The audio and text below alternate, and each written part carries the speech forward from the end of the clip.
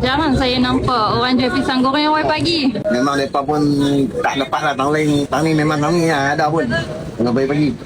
Tengok pukul 5 pagi mana ada gudang. 5 pagi? 5 pagi. Oh dia. Yelah. Sampai? Sampai 6. Sampai 6 petang. Mula daripada Pak Wan Niaga tu, dia boleh tahu tu memang daripada pagi lah Pak Wan Niaga. Lepas subuh tu Pak Wan dah goreng. Oh, habis-habis solat subuh terus main sini. Ya. Pagi-pagi memang tak ada ni lah goreng pisang. Goreng aja tak lepas habis. Tak ada nak penuh. Pak Wan jual pisang apa? Pisang awak. Pisang awak dan pisang nangka. Harga dia macam mana Pak Wan? Pisang awak ni RM4. Kalau ubi, RM3 saya. Pisang nangka, keping RM2. Yang utama tu pisang awak. Pisang nangka ni kadang-kadang nangka. Tapi mesti ada kalah. Apa beza rasa pisang awak dengan pisang nangka? Pisang awak ni dia manis lemah. Pisang nangka dia masam-masam manis. Yang ada peminat yang tertentu saja. Kalau pisang awak ni kebanyakan semua lah yang minat.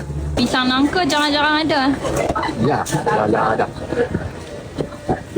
Pak Wan Niaga ni 30 tahun lebih kan? 30 tahun saya dalam 1990 lah. Ya. Belum orang Niaga tepi dengan pagar masjid. Oh, tepi pagar masjid. Tepi pagar masjid. Alhamdulillah kami rumah kedai ni baru setahun lebih lah. Dari dulu ke Pak Wan berniaga pisang? Dulu orang bekerja di Bernas. Tak jalan pun, orang balik kerja tu, orang dulu lah. Isteri Pak Wan start berniaga dulu? Ah.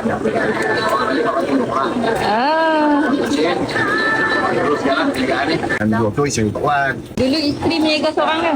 Buat klik silang dulu. Ah. Bang. Nintendo Wan saksi lah. Buat jaga semua lah kuih. Kuih-kuih ni ada ke yang Pak Wan buat sendiri? Oh, semua orang punya? Wah, kongsi rezeki lah. Rumah pun semua punya. Dah 30 tahun, Pak Wan tak mau berehat ke? Orang kira macam ni. Selagi Pak Wan sihat, Wan teruskan kerajaan ni. Wah. Dah 22 lah. Pak Wan Niaga ni macam-macam lah ada kenangan. Kadang-kadang dalam kita Niaga ni pun kadang-kadang tidak nampak dengan NDTP lah. Orang Niaga tu nak nampak. Tak boleh Niaga ke jalan. Apa ada nak kita tabak lah. Kita teruskan perniagaan kita. Kita tak kecewa. Kena kuat semangat lah berniaga ni. Kita kuat semangat. Kalau kita tak kuat semangat, kita boleh lah. Kedai ni buka tiap hari ke Pak Wan? Hari Jumaat bawa cuti. Memang saya ni bapak yang boleh kecil lagi. Kalau memang yang hari-hari memang tolong public record lah. Okey.